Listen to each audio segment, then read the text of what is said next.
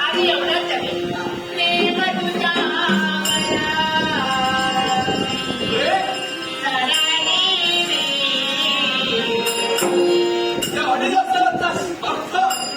मनात जाणीला आणि अजून सुद्धा आपल्याला येतात काय ते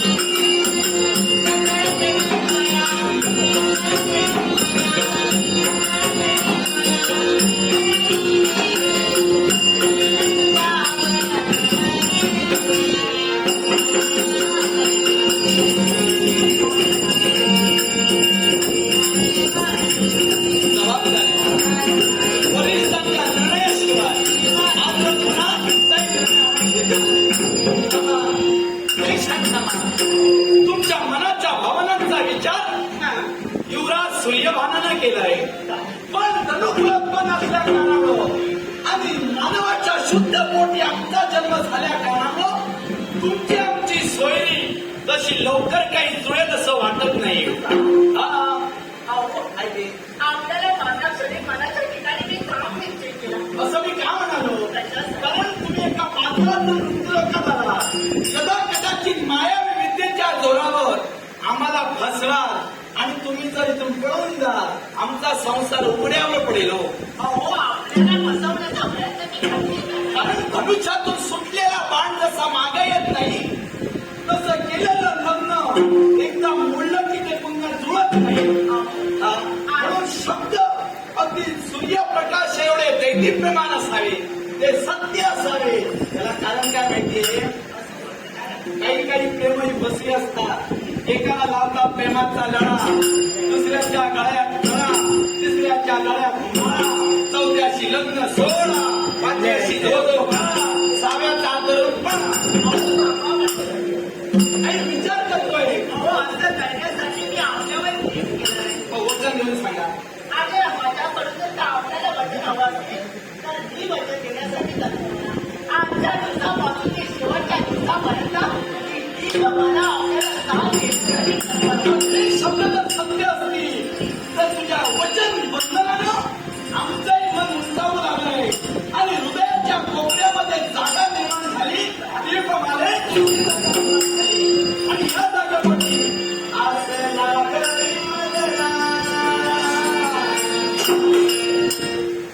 तुझ्या प्रेमात धुंद धुंदीन झालो नशा प्रेमात तुझ्या सुगंध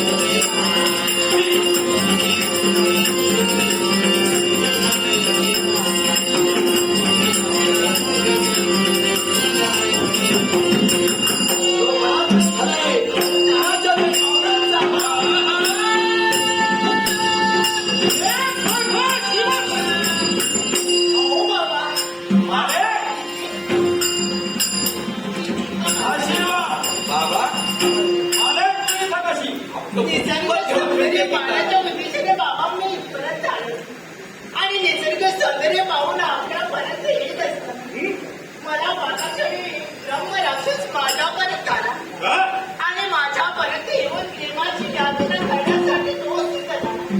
पण मी नकार दिला म्हणून मागचा पुढचा विचार न करता माझ्या पल्ल्यावर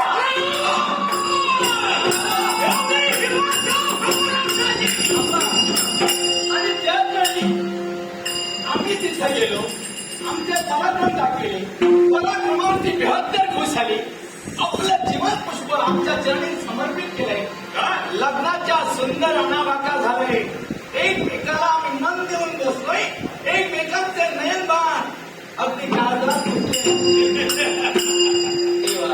समाधान तेव्हा जर का हिनं आपल्या पसंतीनं आपल्या वराची निवड केली असेल आमची ही नाद आहे. पण तुमचा आशीर्वाद हवाय. तेव्हा तुमचा विवाह गंधर्व पद्धतीनं मी इथं लावणार आहे. तेव्हा विलंबाला काय या म्हटलंय लग्न समाधान संसर्ग अखंड चुनावणीच्या सौभाग्याला दिलं म्हटलंय. तेव्हा तुम्ही तुमच्या स्वतःने करा आणि ज्यावेळी तुमच्या कन्याची आगमन येईल